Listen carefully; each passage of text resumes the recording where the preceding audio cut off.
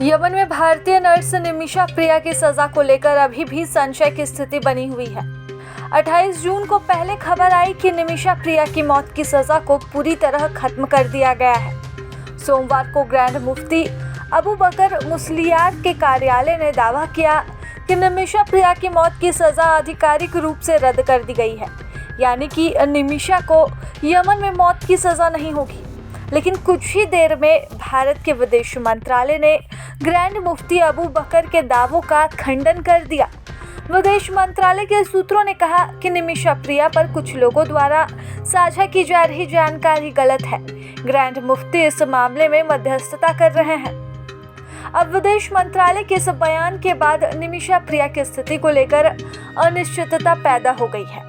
अब सवाल यह है कि क्या निमिषा प्रिया की रिहाई होगी अथवा सभी पुरानी स्थिति अभी बरकरार रहेगी, यानी कि उनकी मौत की सजा केवल रद्द हुई है। तो वही निमिषा की रिहाई का रास्ता देख रहे उनके पति और बेटी यमन पहुंच गए हैं। इसी बीच यमनी नागरिक अब्दुल फत्ताह महदी ने निमिषा प्रिया को तुरंत ही मृत्युदंड देने की सार्वजनिक रूप से मांग की है। निमिषा को यमन की अदालत में अब्दुल फत्ताह महदी के भाई तलाल अब्दो महदी की हत्या का दोषी ठहराया गया है।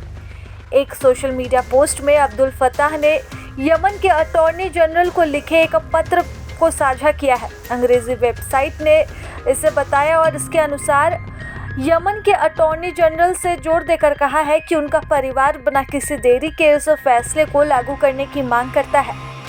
25 जुलाई को भेजे गए पत्र में अब्दुल फत्ताह ने लिखा था, निमिषा प्रिया की मौत की सजा के आदेश को यमन की सुप्रीम पॉलिटिकल काउंसिल से अंतिम स्वीकृति मिल गई है।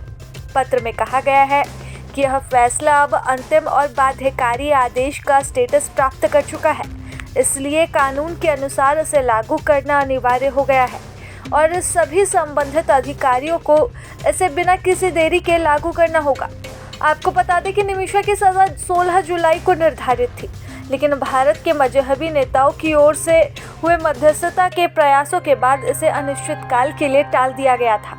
अब्दुल फत्ताह ने इस देरी की निंदा करते हुए कहा था कि उनके परिवार ने अभी सुलह और मध्यस्थता के प्रयासों को स्पष्ट रूप से अस्वीकार कर दिया है, क्योंकि अपराध सभी सीमाओं को पार कर गया था। आपको बता दें कि निमिषा प्रिया भारत की रहने वाली हैं और वह यमन में नौकरी के सिलसिले में गई थी। वहां पर उन्होंने अपने बिजनेस पार्टनर, और जो बातें खुलकर सामने आ रही है, अपने लाइफ पार्टनर को जहर देकर मार दिया। इसके बाद उसके टुकड़े कर एक टैंक में डाल दिया। जब उसकी लाश मिली तब से निमिषा प्रिया की गिरफ्तारी हुई है और तब से लेकर अब तक ये मामला न्यायालय में लंबित है और तब से लेकर अब तक इस मामले में निमिषा प्रिया की फांसी का फैसला लंबित है। प्रभातखबर.com, विश्वास वही, रफ्तार नहीं।